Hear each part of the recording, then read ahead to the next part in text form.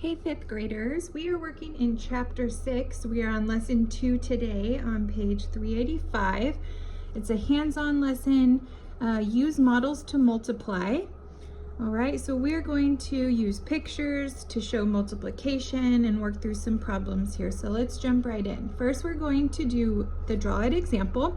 Find 4/10 times 2 using decimal models. Well, when we times by 2, we're just doubling something, or if you think about it, it's like making copies. So we're doubling it. So in step 1, we're going to shade 4 rows of each model to represent 4/10. So let's do that now. So I often say like 10 bar, or a bar has 10 little cubes in it here. So 4 10 bars, okay? So 1, 2, 3, 4. And I'm using pen today, so it shows you. I always use pen when I do these lessons, but you should definitely be using pencil, or maybe, on these it's nice to kind of have a contrasting color, like you see here, this guy's using a crayon. That's fine for this, but when we do our actual problems, definitely best to use pencil. Okay, so now we're going to do that twice though, because it's times 2. If it was times 3, we'd do it 3 times. If it was times 4, we'd do it 4 times. But this is just showing you. Okay, so 4/10 and 4/10, and we did it twice. Now we're going to combine both shaded parts into one model here. So this looks kind of messy. 4 and 4. 4/10 and 4/10 together. Okay, when I have that all shaded, now, because there's 2, the amount shaded is 8/10. All right, so 4/10 times 2 is 8/10.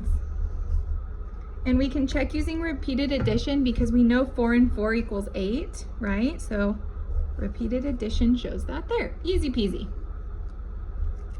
Let's turn the page and do it. Okay, let's do the example on the back. Now we're going to find 6/10 times 3 using decimal models. Okay, so same thing here. Now we're just multiplying by 3. We're going to shade 6 rows of each decimal model to represent 6/10. So I'm just going to draw lines to represent it this time so it doesn't look as sloppy. 1, 2, 3, 4, 5, 6. 1, 2, 3, 4, 5, 6. 1, 2, 3, 4, 5, 6.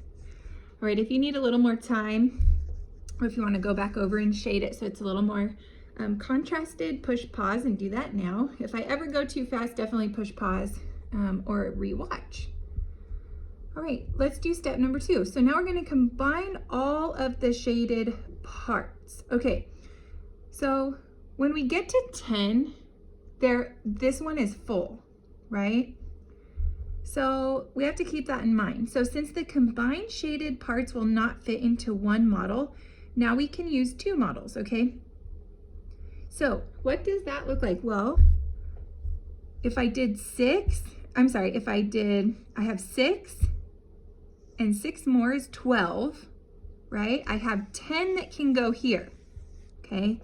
So I'm going to shade the entire thing. So again, you could do this repeated addition, right?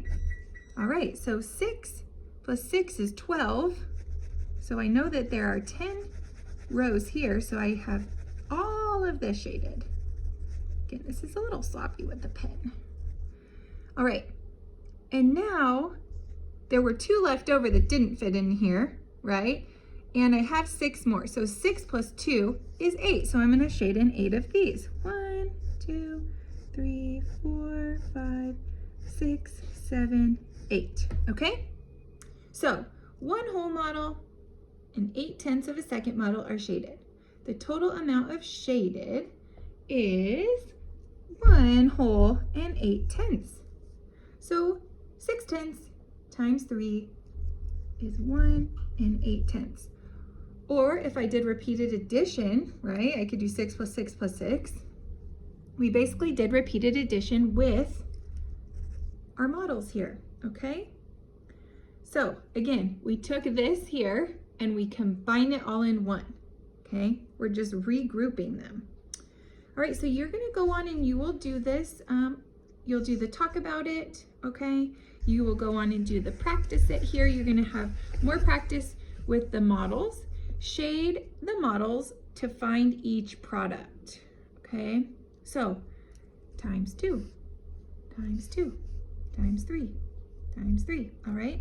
So using that knowledge of our examples here, if you want to use it probably would be a good idea to use a crayon or a colored pencil there for that, okay? And then you're going to turn the page and you're going to do the apply it on the back. You will do all the way to number 9 here. All right, good luck and let me know how this goes.